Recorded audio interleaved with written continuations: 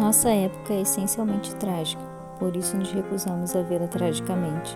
O cataclismo já aconteceu e nos encontramos em meio às ruínas, começando a construir novos pequenos habitats e adquirir novas pequenas esperanças. É trabalho difícil, não temos mais pela frente um caminho aberto para o futuro, mas contornamos ou passamos por cima dos obstáculos. Precisamos viver, não importam quantos tenham sido céus que desabaram. Era esta mais ou menos a posição de Constance Shetterly. A guerra derrubara o teto sobre sua cabeça e ela percebera que todos precisamos viver e aprender. Oi pessoal, eu sou a Fabi, bem-vindos a mais um vídeo aqui do canal. E o vídeo de hoje, vocês já viram na thumb, que é sobre o meu livro favorito, que é O Amante de Lady Chatterley, do D.H. Lawrence.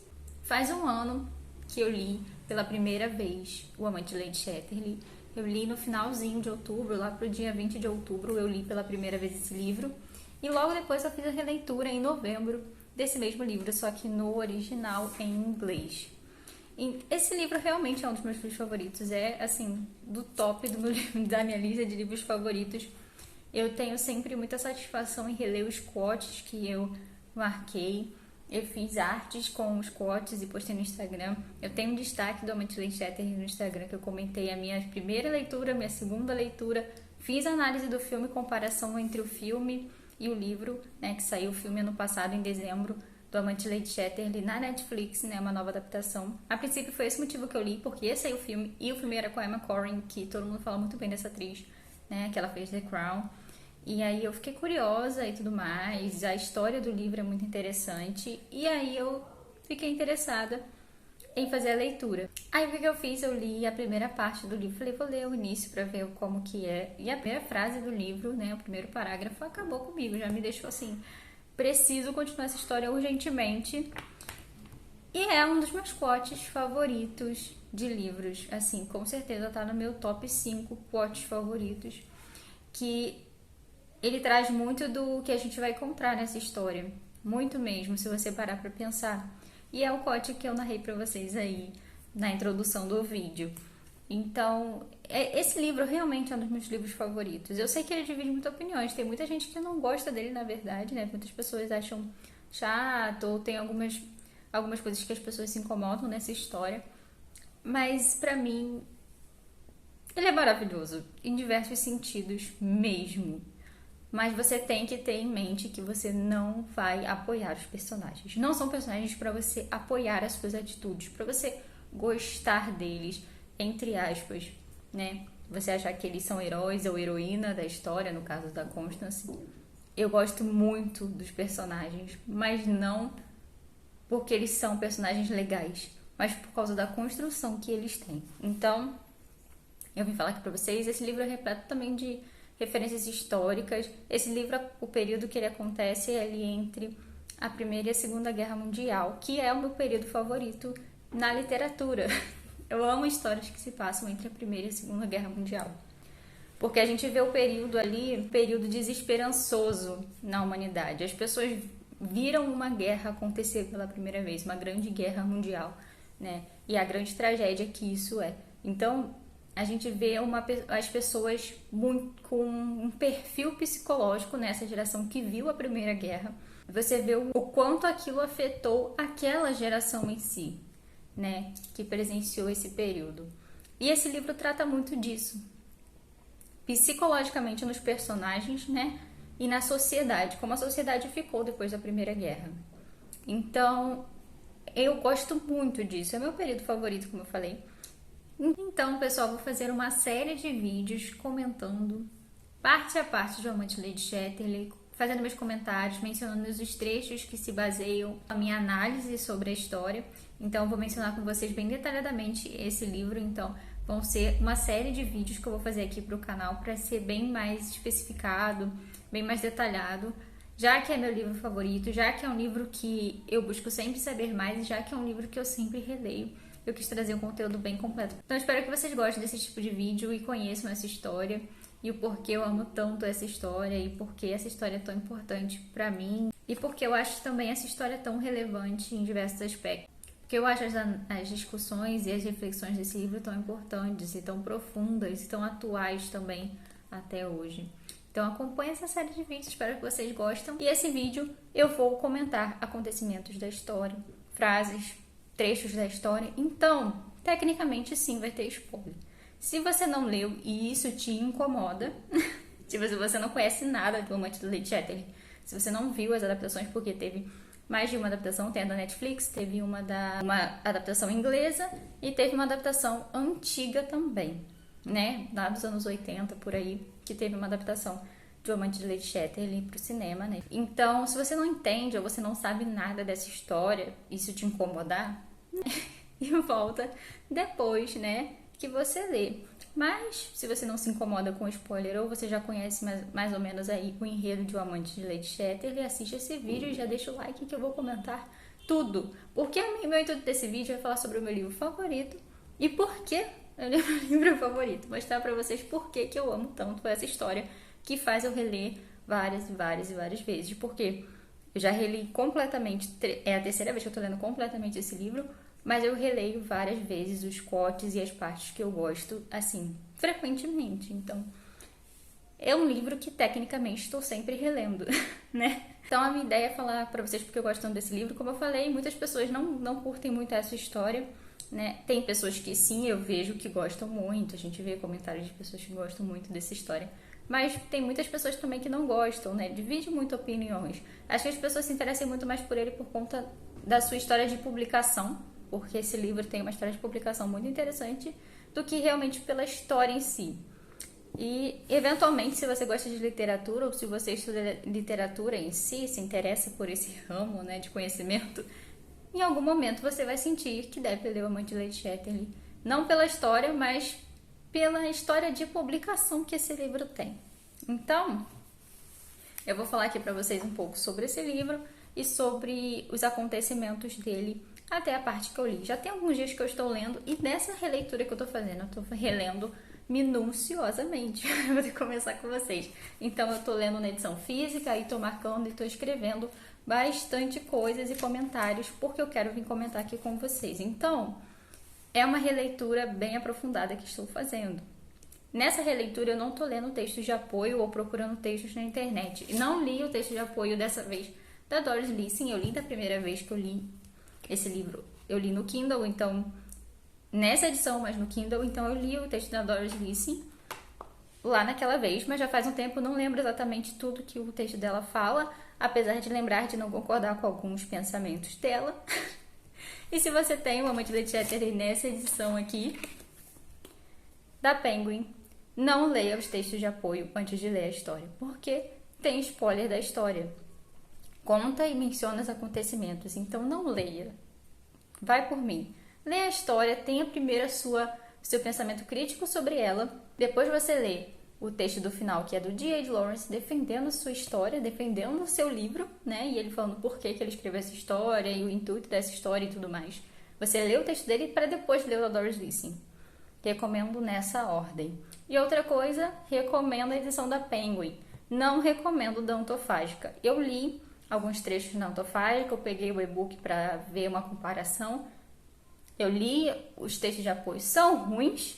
Textos de apoio de Amante de Lady Chatterley da Antofágica são ruins. Eles botam umas pessoas para falar, sabe, que não tem nada a ver. Gente, não. Os textos são ruins. Tô sendo sincera para vocês.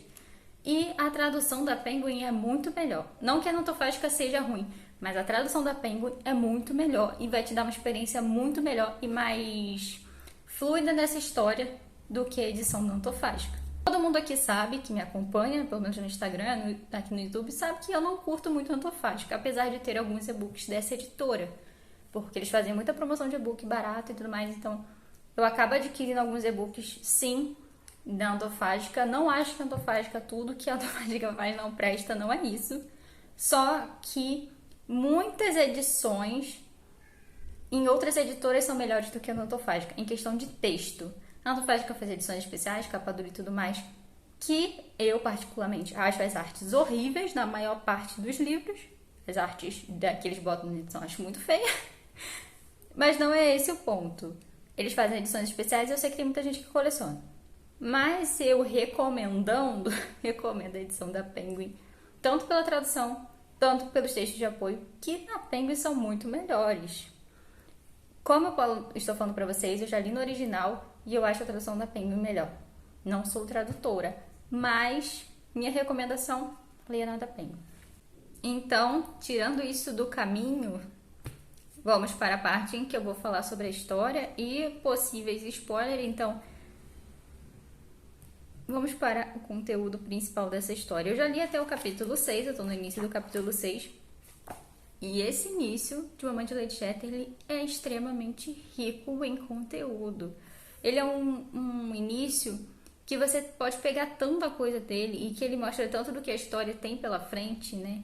A gente entende o porquê que aquilo vai acontecer lá na frente por conta desse início, né? Você tem que prestar bastante atenção. A gente tem um panorama muito grande sobre a personalidade e o passado dos personagens que são principais nessa história, que é o Clifford e a Constance. Aqui a gente conhece um pouco sobre eles antes de se conhecerem e também depois que eles ficam juntos. E os motivos por que isso aconteceu. Então, isso é primordial para você não ter uma ideia errada dos personagens e do que eles buscam no final das contas. Ele é um início com muita informação. E é um dos motivos de eu estar marcando bastante coisa nessa parte. Eu marco e escrevo e anoto e faço comentários assim de muita coisa. Tem umas reflexões aqui grandiosíssimas nesse início de livro. E esse livro, na minha opinião, nesse início aqui, a gente tem muito do Clifford. Esse início, pra mim, é do Clifford, não da Constance. Apesar de ter, sim, parte da Constance, principalmente quando a gente vai chegando ali no capítulo 4 e 5, tem muito dela, né? A gente conhece muito dela e vai se aprofundando muito nela, mas a gente conhece muito dela durante todo o período do livro. Mas no início a gente tem muito do Clifford, muito mesmo, que é o marido dela, né? E aqui a gente já começa com aquela frase impactante que eu li aí pra vocês no início, que é: nossa época é essencialmente trágica, por isso nos recusamos a vê-la tragicamente. E isso é se falando do período em que se está vivendo os personagens, que é o período pós a Primeira Guerra, em que tudo o que eles acreditavam e a realidade das pessoas mudou totalmente depois da Primeira Guerra. Eles viram uma guerra mundial acontecer. Então, ela fala dessa época que é trágica, mas você recusa ver tragicamente. Eles se recusavam a sucumbir à tragédia, tecnicamente, a tragédia que foi a Primeira Guerra Mundial. O cataclismo já aconteceu e nos encontramos em meio às ruínas, começando a construir novos pequenos habitats e adquirir novas pequenas esperanças. É trabalho difícil, não temos pela frente um caminho aberto para o futuro, mas contornamos ou passamos por cima dos obstáculos. Precisamos viver, não importa quantos tenham sido os céus que desabaram. Era essa mais ou menos a posição de Constance Chatterley. A guerra derrubara o teto sobre sua cabeça e ela percebera que todos precisamos viver e aprender. Então a gente vê aqui sobre a consequência da Primeira Guerra e como eles estão tentando viver depois daquilo, como eles estão tentando contornar as circunstâncias em que eles estão vivendo, psicologicamente também, porque aqui a gente vê a história em 1917. A gente começa aqui com Clifford, né? Aí já começa a parte em que fala que eles se casaram em 1917. Quando ele veio passar uma folga do exército. Ele veio passar um mês, ele estava no exército e ele veio passar um mês e eles se casaram. E depois de um mês de lua de mel, Clifford voltou para sua função no exército. 6 meses depois ele volta e está destroçado. Ele sofreu grandes feridas na guerra, então ele volta, né? E ele fica por 2 anos sendo cuidado pelos médicos, tentando remendar ele. E aqui a gente fala, vem logo essa informação. Seu apego à vida foi extraordinário, não morreu. E seus fragmentos parecem ter readquirido a coesão. Permaneceu 2 anos nas mãos dos médicos, depois disso pronunciaram sua cura. E ele pôde voltar à vida com metade do corpo inferior, da cintura para baixo, paralisada para sempre. E isso aconteceu em 1920. Ou seja, aqui a gente tem aqui um panorama da primeiro vislumbre do que esse casal, né, e as consequências que a guerra trouxe para a vida deles e para o casamento deles. Eles casaram em 1917, ficaram só 1 mês juntos e ele voltou para a guerra, depois voltou 6 meses, acabado, sobrevive, mas sem a parte de baixo do corpo funcionar. Ele está paralisado da cintura para baixo, ele não consegue mover nada. E aí ele volta para sua função como herdeiro de Wargby, porque Clifford não era o herdeiro, mas o seu irmão mais velho falece também na guerra. Então, Clifford é um baronete, se torna um baronete, né, herdando o título da família, né? E porque o pai dele também falece com consequências da guerra, consequências da tristeza que a guerra trouxe para sua vida, a morte do seu primogênito, do seu herdeiro. E todas essas questões afetaram muito o pai dele. O pai dele realmente investiu na guerra, né, no exército e tudo mais. Fez até o que não podia.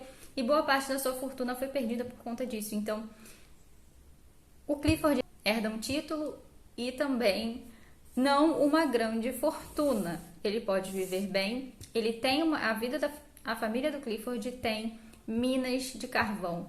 Então, nas Midlands, né, da Inglaterra. Ter que cuidar das propriedades da propriedade e das minas de carvão que a família dele é dona. E aí tem uma parte muito interessante que fala: aleijado para sempre, sabendo que jamais poderia ter filhos, Clifford voltou para casa das fumaçadas Midlands para manter vivo o nome Chatterley enquanto pudesse.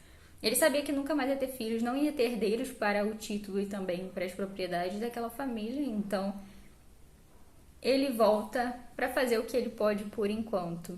O Clifford era um jovem que zombava nos círculos intelectuais da aristocracia e do próprio pai, inclusive. Ele conhece a Constance nesse círculo de intelectuais. E ele acaba se dando bem com ela, eles conseguem ter conversas muito interessantes e essas coisas, então ele propõe um casamento para ela devido a isso. E nesse livro a gente tem muitas informações psicológicas, né, de consequências que tiveram para o Clifford, o que ele passou. Ele não só vivenciou a guerra, como ele também vivenciou consequências físicas que queria levar para o resto da vida. Ele parou de andar. E apesar de ele ter feito, né, uma cadeira de rodas que se movesse para ele ser mais independente, né? Aquelas consequências ainda estavam com ele, né? As consequências psicológicas que a guerra trouxe e também as consequências físicas. Imagina ter que ficar 2 anos tendo que ser remendado pelos médicos, né? E com grandes riscos de morrer, né? A todo momento. Aí a gente tem essa informação que dá uma base para isso, que é, tendo sofrido tanto sua capacidade de sofrer, se esgotar até certo ponto. Continuava estranho, alegre, animado, e quase se pode se dizer radiante. Tinha ombros largos, fortes e mãos poderosas. Vestia-se com alfaiates caros de Londres e usava belas gravatas da Bond Street. E ainda assim, em seu rosto podia-se ver uma expressão alerta e também a ligeira vaguidão dos inválidos. Esteve perto de perder a vida, que atribuía extremamente valor o quanto dela lhe restara.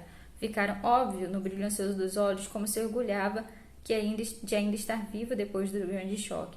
Mas seus ferimentos foram de tal ordem que alguma coisa dele se extinguira. Alguns dos seus sentimentos se perderam, deixando uma lacuna inanimada.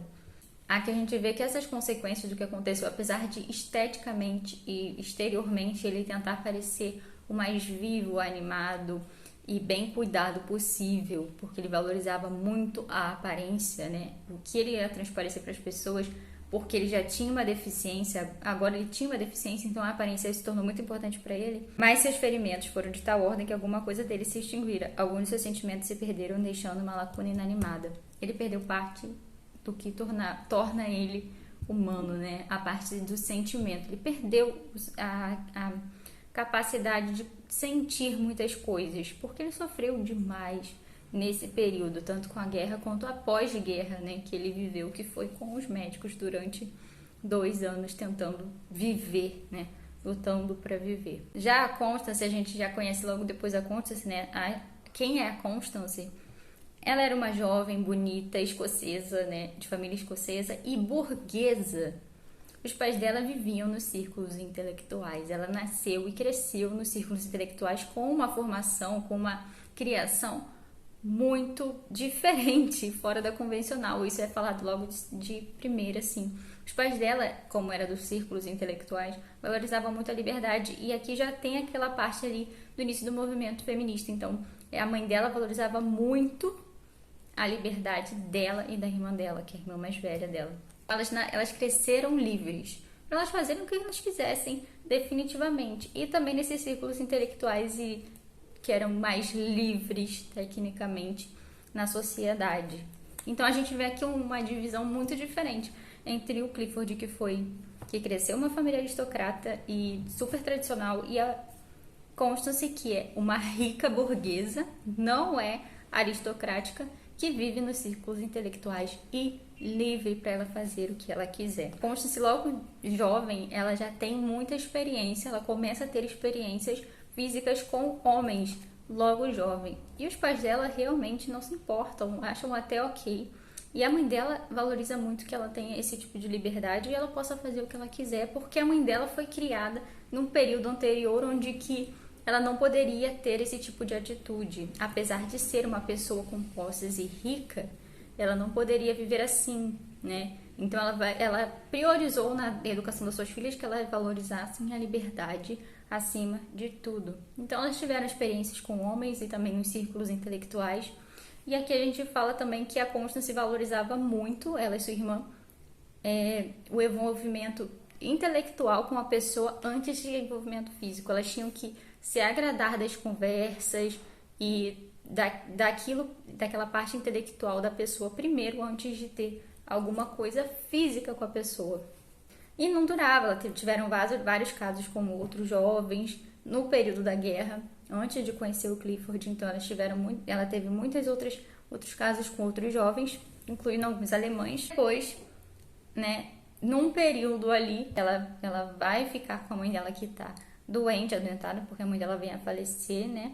Ela acaba conhecendo nesse novo círculo de intelectuais o Clifford. Ela teve muitas paixonites, né? Envolvimento também emocional com algumas pessoas, mas aqueles envolvimentos rasos, em que elas sempre acabavam ali, porque a ideia de vida que elas tinham era que elas serem livres, sendo mulheres, eram mais importantes do que um relacionamento e uma vida tradicional. Então elas viveram muitas relações nesse período da juventude ali anterior ao Clifford. A Constance casa com o Clifford quando ela tem 23 anos e o Clifford tem 29. Ele é um pouco mais velho que ela, nós não é grande diferença de idade.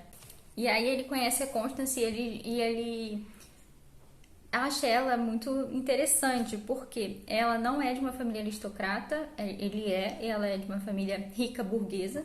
Então Clifford, embora nascido mais alto que Connie e mais bem situado na sociedade, era seu modo mais tímido e provinciano, sentia-se perfeitamente à vontade no círculo exíguo do Grand Modé, ou seja, na sociedade dos aristocratas donos de terra, mas se mostrava embaraçado e nervoso diante daquele outro grande mundo formado das vastas hordas das classes médias e baixas, além dos estrangeiros.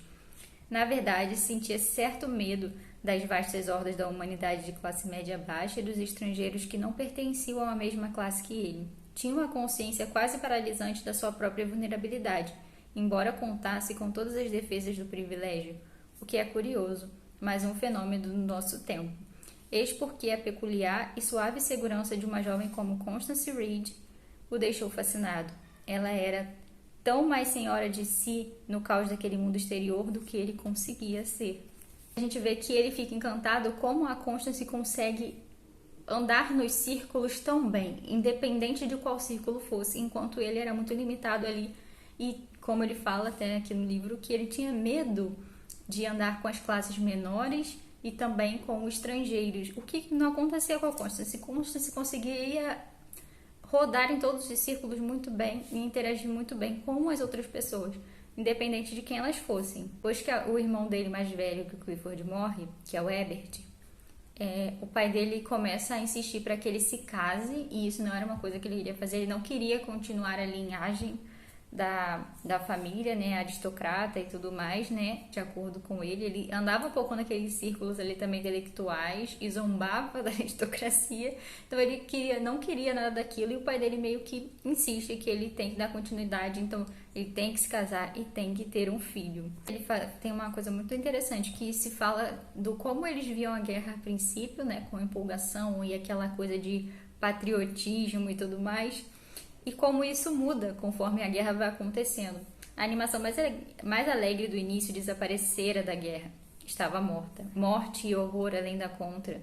Um homem precisava de apoio e consolo. Um homem precisava de procurar no mundo seguro. O homem precisava de uma esposa. Então, depois de tudo aquilo e o pai dele insistir, e ele vendo o que a guerra estava causando, ele sentiu que ele precisava daquilo, né? De apoio, consolo e alguém para voltar, né? Então ele decide que ele vai se casar. E aí a gente vê que eles se casam, né? Ele se encanta por quem a Constance é. Não é uma paixão, não é um amor. Eles não se amam, vamos deixar isso claro. Mas ele vê que ela é uma pessoa que seria uma boa esposa para a situação que ele tem. Ela tem o que ele não tem, na verdade, né? Que é essas atitudes e essas ideias e como ela se relaciona com as pessoas, né? Ao redor dela, de outras posições. E aí tem uma frase muito importante que mostra o que é o casamento da Constance e do Clifford. Corria o terrível ano de 1917 e viveram a intimidade de duas pessoas que se veem juntas num navio naufraga. Isso é a base do relacionamento da Constance e do Clifford. Eles estavam vivendo a guerra, gente. E aí eles se agarraram, as pessoas estavam se agarrando a qualquer coisa, né? Qualquer tipo de conforto, né? E como ele falou anteriormente no livro. Clifford era virgem quando se casou e a coisa do sexo não significava muito para ele. Ele valorizava, como eu falei, a Constance era uma pessoa que já tinha experiências físicas com outras pessoas e o Clifford não, e ele não se importava com isso. Isso não tinha muito interesse para ele. Ele valorizava muito mais a ideia de conexão intelectual com uma pessoa e pessoal do que física. Ele realmente não se importava com a parte física. E eles tentaram, eles tiveram a lua de mel e tudo mais, e ele realmente não se importava, para ele isso não tinha nenhuma relevância. E apesar disso, a Connie queria ter filhos, né? E aí fala, queria ter filhos mesmo que fosse para parecer superior à sua cunhada, que era a Emma. Mas no início de 1918, Clifford foi embarcado de volta para casa em Frangalhos e nunca houve filho algum. E Sir Geoffrey, que é o pai dele, morreu de desgosto. Ele perdeu a esperança que ele tinha na sua linhagem, no nome e no título que ele tinha, né? Que a família dele tinha, porque agora não tinha mais essa possibilidade. A gente já vai para a parte do segundo capítulo em que eles vão para Wargby, né? E logo de cara a gente vê o quanto esse lugar é totalmente o oposto de um lugar agradável e bonito visualmente. Que é uma coisa que me incomoda muito na adaptação. Acho que de toda a adaptação eu gostei menos disso, porque o lugar que eles botaram para ser o Wargby no filme, né, da Netflix é um lugar belíssimo. Os cenários estão lindíssimos no filme e tudo mais. E aqui não, os cenários são péssimos. Tipo, é um lugar feio, é um lugar cinza, é um lugar que é deprimente visualmente, principalmente para Constance, né, que teve sempre a sua vida ali uma liberdade e fazer o que quiser, ir para vários lugares diferentes, conhecer muitos lugares diferentes e pessoas diferentes. E ela ouve barulho da mina, porque eles moram próximos das minas, já que é a propriedade e também aquela aldeia dos mineiros em que a família dele é dona e tudo mais. Então eles ouvem as minas, eles veem a fumaça, é tudo muito cinza. Os dias não são ensolarados, são nublados, é tipo ruim assim visualmente e deprimente visualmente, né? Agora eu vou ler aqui a descrição do lugar para vocês terem uma ideia do que acontecia. Um pouco da descrição, porque tem muito mais descrições do lugar em si, do ambiente. Dos aposentos de Wargby Hall, ela ouviu o chacoalhar das grandes separadoras da mina, o ronco do motor que acionava a roda dos cabos e o canglor dos vagões em manobra, o apito rouco e fraco das locomotivas. Na boca da mina de Darvenshaw, o fogo queimava o monte do refúgio, que vinha ardendo havia anos e custaria milhares de libras para apagar, de maneira que deixava queimar. E quando o vento soprava de lá, o que era frequente, a casa ficava cheia do mau cheiro daquela combustão sulfurosa e excremento da terra. Nos dias sem vento, porém, o ar sempre recedia a algo de subterrâneo, enxofre, carvão, ferro ou ácido. E mesmo nas rosas de inverno, a folhagem pousava com uma persistência incrível, como um maná negro dos céus no fim do mundo. Bem, era assim, condenada como o resto das coisas. Era realmente pavoroso, mais do que valia espernear. Nada. Tudo seguia da mesma forma. A pessoa também seguia em frente, e a vida como todo o resto. À noite, no teto baixo e escuro das nuvens, manchas vermelhas ardiam e ondulavam, repartindo-se, inchando e diminuindo, lembrando queimaduras muito dolorosas. Eram as fornalhas. No primeiro momento, produziram em Connie um fascínio mesclado com uma espécie de horror. Parecia estar vivendo no submundo. Depois, acostumou-se com elas e de manhã chovia. A gente sabe também que o Clifford não lida muito bem com as pessoas ao redor dele, principalmente depois da invalidez, e também com as pessoas de classe mais baixa. Eles têm uma visão muito ruim dessas pessoas, né? Eles veem muito com maus olhos as pessoas que trabalham nas minas.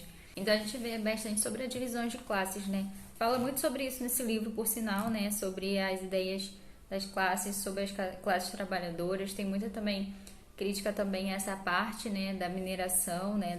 Das grandes propriedades e dos mineiros, como eles eram tratados e vistos pelas pessoas das classes mais altas. E isso é um tema bem recorrente na literatura do J.H. Lawrence, porque o pai dele era mineiro, então ele fala sempre muito disso, né?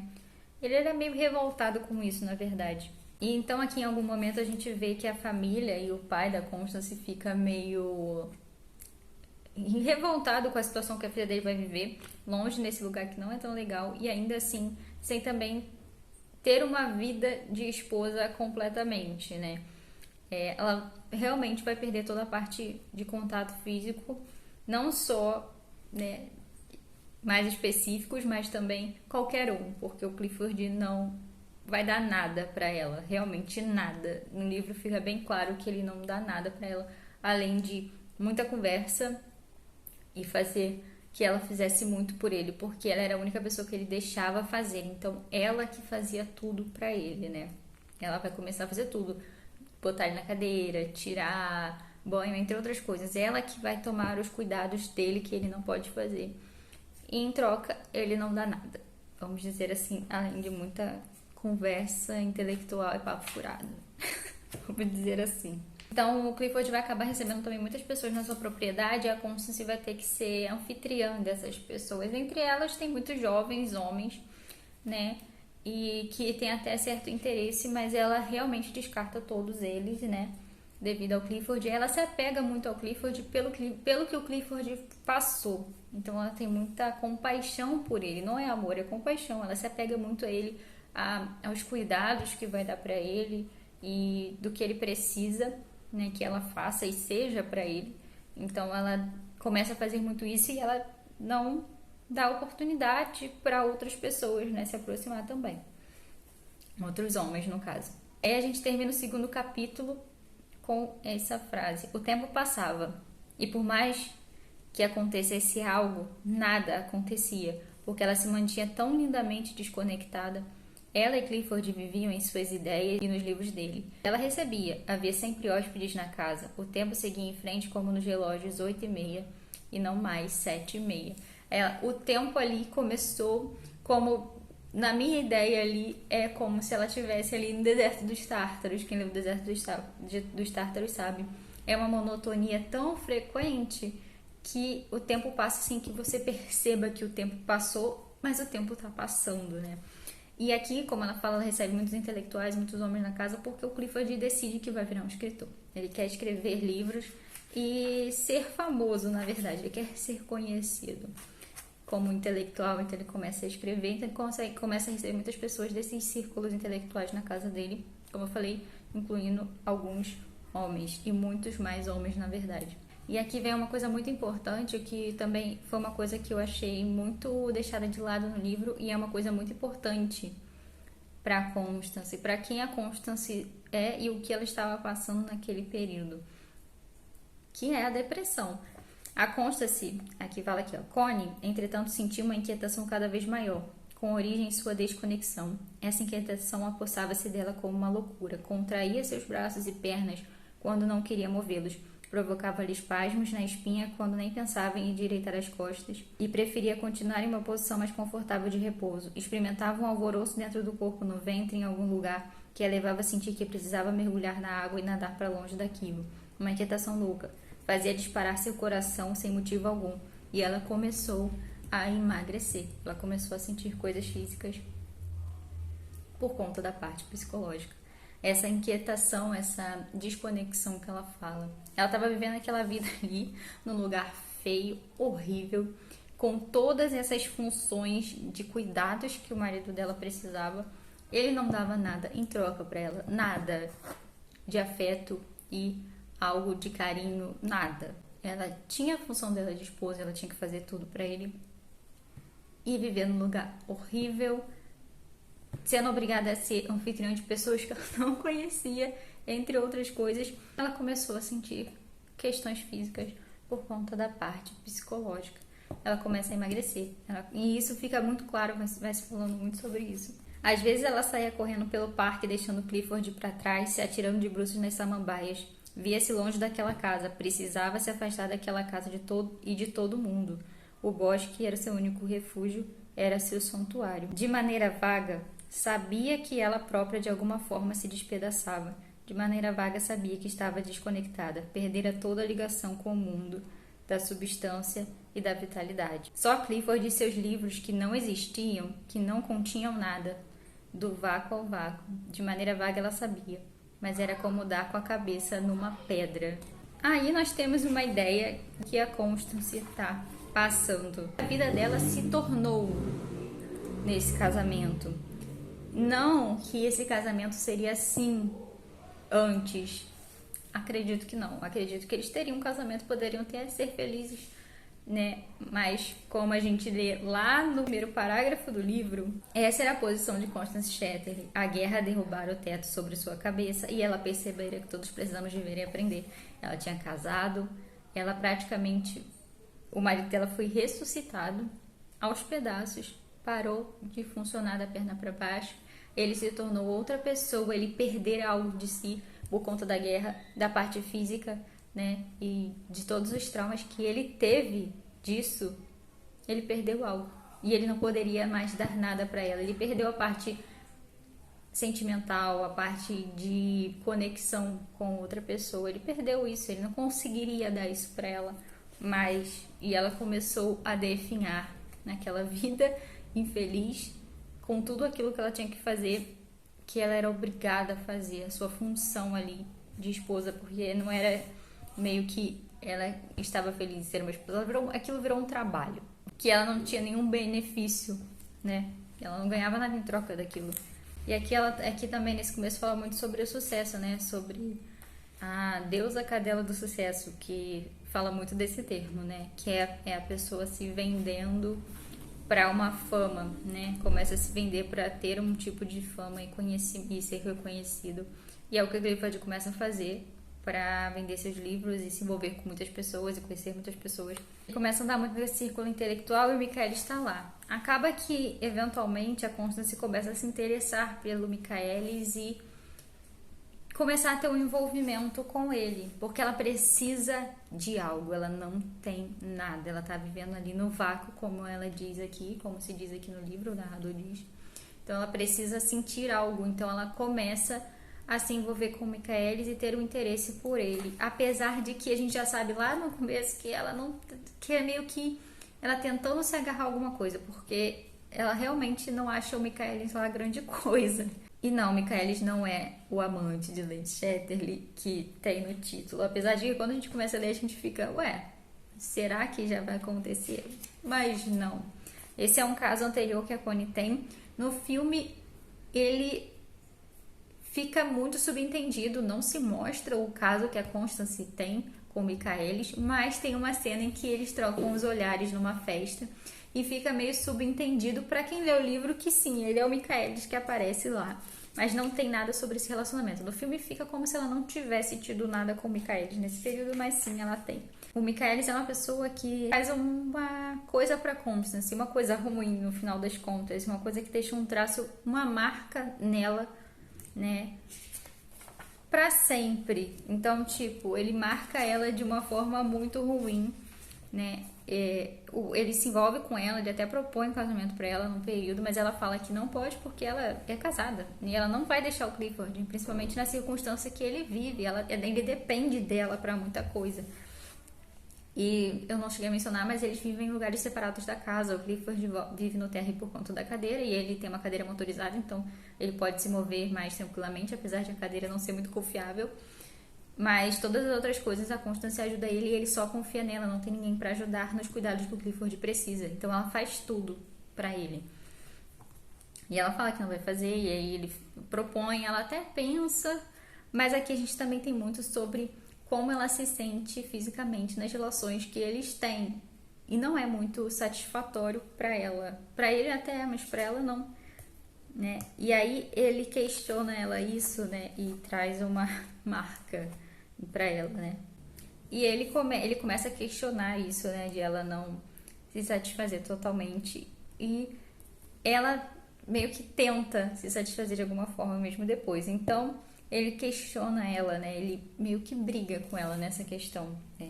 Se incomoda com isso, né? E aí ele fala aqui, você não quer que eu alcance minha satisfação? Claro que sim, mas não posso garantir que ficar aguentando firme enquanto espera a mulher acabar. Não é muito divertido para o homem. Essa conversa foi um dos choques cruciais da vida de Connie. Matou alguma coisa dentro dela. Já não fizera tanta questão de conquistar Michaelis. Ali, o relacionamento dele já tinha ido por água abaixo. Ela fica até feliz por um período, né, que a gente sabe que ela tá em depressão, então ela começa a sentir um pouco melhor quando tá com ele, quando ela começa a se envolver com ele, mas isso não dura muito, né? E aí é ladeira abaixo mesmo, principalmente depois disso. E deixou uma marca muito grande nela, né? E temos uma proposta aqui, mais pro final, aqui lá pro capítulo 5, que é a proposta do Clifford, porque ele anda pela propriedade e ele vê a propriedade e ele pensa que ele não tem ninguém para deixar aquilo, esse legado, né? Quem vai cuidar desse legado depois? E ele fala que é uma das coisas que deixa mais triste de ele não poder ter um filho. É o único momento em que ele sente falta de poder ter um filho. E aí ele faz uma proposta para Connie, inclusive, de ela arrumar um amante para ter um filho. Porque como eles são casados, quem vai ter o direito de paternidade vai ser ele, né? E então o filho vai ser deles, apesar de ter sido feito com outro homem. E aí ela fala, e o outro homem? Aí ele fala, eu confio na sua capacidade de escolher, já que você me escolheu, né? E isso incomoda muito ela, porque ele vê um filho como uma coisa que ele precisava ter, não como queria ter um filho, aquela coisa de sentimento, sabe, de ter um filho. Ele não queria ter um filho, ele queria alguém para ele deixar a propriedade e o trabalho que tinha pela frente. Um filho seria uma coisa, né? Você vai querer saber se isso acontecer, né? Se ela arrumasse um amante. Ele fala que não quer saber, né? Não quer nem ter a informação. Mesmo que ela faça, tá tudo bem, mas ele não quer ter essa informação, mas que ele confia no gosto dela, que ela poderia escolher uma pessoa que seria geneticamente um pai ok, né? Que ela não escolheria qualquer um. Aí tem esse trecho aqui. Seria quase bom que você tivesse um filho com outro homem. Ou esse menino em Argaby, ele seria nosso e do lugar. Não acredito muito intensamente na paternidade. Se tivéssemos um menino para criar, ele seria uma coisa nossa. E tudo teria sua continuidade. Você não acha que isso valeria a pena? Ele fala para ela isso. E ela fala, finalmente olhou para ele. O filho dele seria só uma coisa para ele. Uma coisa. Ela fica... tipo, fica remoendo isso. Tipo, ela teria um filho e ela teria que se disponibilizar a fazer isso com outra pessoa, né, adequada, que teria que ser uma pessoa adequada, né, de acordo com ele, para ser só uma coisa que ele teria, para ele deixar o legado da família e um nome. E aí ele fica fazendo isso e ela fala assim, pode ser, meio que, né, tá ok, talvez seja uma boa ideia ter um filho. Eles estão passeando, eles encontram um dos nossos personagens principais, que é o Mellors, o guarda-caça da casa. Faz um pouco de tempo, uns 8 meses que ele já está trabalhando na casa. E aqui nesse período livre já se passou anos que a Constance está casada com Clifford. Já tem anos que eles estão juntos e ela vivendo nessa casa, nessa função e se deteriorando cada vez mais. E aí eles encontram o Mellors, ela conhece o Mellors, e aí a gente vê uma interação ali entre troca de olhares. Ele é apresentado para ela, mas não quer falar muito. Ele vai ajudar a empurrar a cadeira do Clifford para casa. Ele começa a ajudar eles a subir, né, para casa, empurrando a cadeira. Só que o Mellors, ele começa a ver que ele já tá fazendo algum esforço, porque o Mellors tem uma questão no pulmão, né, uma questão no pulmão que ele não consegue ter muita força, fôlego no caso. E a gente tem uma frase da Constance. O dia se tornava mais cinza. A faixa estreita do céu azul que flutuava baixa sobre a borda circular da névoa voltava a se fechar. A tampa descera. O frio se tornara mais áspero. Ia nevar. Tudo cinza, tudo cinza. O mundo parecia gasto. E aí ela para, né? E aí o Clifford pergunta se ela tá cansada. Ela, não. Mas aí vem a frase do que ela realmente tá sentindo. Estava. Uma ansiedade estranha, indolente, uma insatisfação despontara nela. Clifford nem percebeu. não era coisas que ele costumava notar, mas o desconhecido viu, que no caso é o Mellors. Para Connie, tudo em seu mundo e em sua vida parecia desgastado, e a sua insatisfação era mais antiga do que aquelas montanhas. Eles chegam na casa, né, e aí ele viu a Constance ajudar o Clifford a sair de uma cadeira, botar em outra cadeira, né, e aí ele fica meio espantado por ela ter que fazer isso para ele, né, ela fazendo todo o esforço. E ele pergunta se pode ajudar, mas o Clifford fala que ele não precisa de ajuda para mais nada e tal. Aí depois ela se pergunta, né, pro Clifford quem ele é, fala que ele foi crescendo naquela propriedade ali ao redor, né, o pai dele era um mineiro, e ele já tinha trabalhado de guarda-caça pro pai do Clifford uns anos atrás, antes da guerra, aí depois ele se alistou na guerra e agora voltou da guerra, então ele começou a trabalhar como guarda-caça. Mellors fala que ele também é casado, né, mas separado, porque a mulher dele abandona ele e para ficar com outro homem, então ele vive na cabana da propriedade pro guarda-caça e ele tem uma filha com essa mulher, mas que vive com a mãe dele na aldeia. A mãe dele vive na aldeia dos mineiros, mas eles não têm uma relação muito boa e ele também não tem uma relação boa com a filha. Meio que ele criou uma raiva da criança pela mãe, pelo que a mãe da criança fez com ele, né? E assim que ele olhou para Connie, desse modo peculiar, enquanto dava aquelas informações precisas, viu que o fundamento do marido era tomado por uma névoa, por coisa alguma. E aquilo a deixou assustada, dava a ele um ar impessoal, quase ao ponto da idiotia. E ela percebeu então de maneira ainda vaga uma das grandes leis da alma humana. Quando a alma emocional sofre um choque violento que não mata o corpo, dá a impressão de recuperar-se ao mesmo tempo que o corpo, mas é simples aparência. Na verdade, trata-se apenas da mecânica do hábito retomado. Aos poucos, muito aos poucos, as marcas da alma começam a se revelar, como uma ferida que só gradualmente aprofunda sua dor terrível, até preencher, enfim, toda a psique. E quando achamos que estamos recuperados, que já nos esquecemos, é então que os terríveis efeitos secundários se manifestam em seu grau mais violento. E à medida que se espalhava por Clifford, Connie também se sentia tomada. Um medo interior, um vazio, uma indiferença, e tudo se apossava da sua alma. E quando Clifford se animava, ainda era capaz de falar com brilho, e por assim dizer, tomar nas mãos as rédeas do futuro, como naquele momento em que lhe falava de um filho, e que ela lhe daria um herdeiro para o Argyle. Mas no dia seguinte, todas aquelas palavras brilhantes pareciam folhas secas que se desfaziam e viravam pó, na verdade sem qualquer significado, arrebatadas pela primeira rajada de vento. Não eram as folhas pujantes que brotavam nos ramos de uma vida produtiva, jovem, cheia de energia. Aquelas palavras eram as folhas secas acumuladas de uma vida sem sentido. As marcas eram profundas, profundas. As marcas da guerra falsa e desumana. Muitos anos ainda seriam necessários para que sangue vivo de várias gerações conseguisse dissolver o vasto hematoma negro que a guerra produzira e que continuava presente no futuro de suas almas e de seus corpos, e uma nova esperança também. À medida que os anos se sucediam, o que mais afetava era o medo do vazio em sua vida. A vida intelectual de Clifford e a dela própria, aos poucos, começou a parecer-se vazia. Seu casamento, a vida integrada dos dois como base do hábito da intimidade de que ele tanto falava, havia dias que parecia totalmente vazia e nula. Eram palavras, só palavras. A única realidade era o vazio, e por cima dele a hipocrisia das palavras.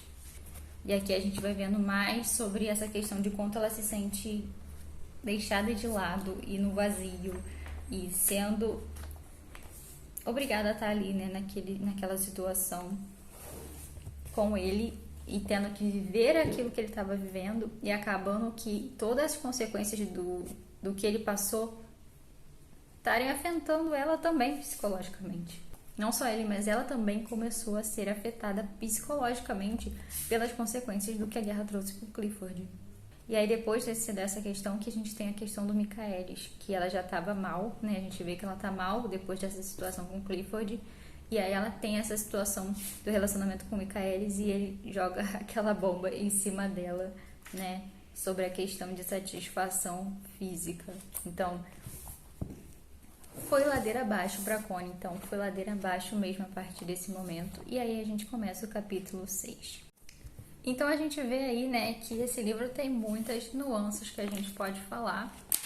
Entre outras que eu não mencionei aqui, porque a gente tem muitas conversas entre os intelectuais. Tem um capítulo aqui bem grande, que é basicamente sobre as conversas das pessoas que estão na casa do Clifford, sobre essas relações entre uma pessoa e outra, sobre a sociedade, que são os intelectuais. jovens intelectuais, aspirantes intelectuais da época que rodeavam Clifford, né? Seus questionamentos e tudo mais. A gente tem umas conversas muito interessantes sobre isso. Mas assim, tentando resumir aqui pra vocês as partes que eu acho muito interessantes sobre os personagens, porque senão aqui vai ficar acabando ficando muito grande. Já vai ficar um vídeo bem grande, né? Então, pra não ficar maior, eu tô tentando dar um foco principal ali aos personagens principais da história. Então, eu dei uma resumida, li alguns trechos para vocês até o capítulo 5 do livro, né? E mencionando os acontecimentos e o que a Connie estava passando. Foi esse episódio de hoje do Amante de Lady Chatterley. Primeira parte do livro que eu li para vocês, os 5 primeiros capítulos. Esse livro tem 19 capítulos, então vou tentar vir de 5 em 5 capítulos aqui comentar com vocês o que está acontecendo. Vou ver como que vai sendo aí conforme for acontecendo a história. É isso, pessoal. Muito obrigada por assistir esse vídeo até o final. Um beijo. Até o próximo vídeo.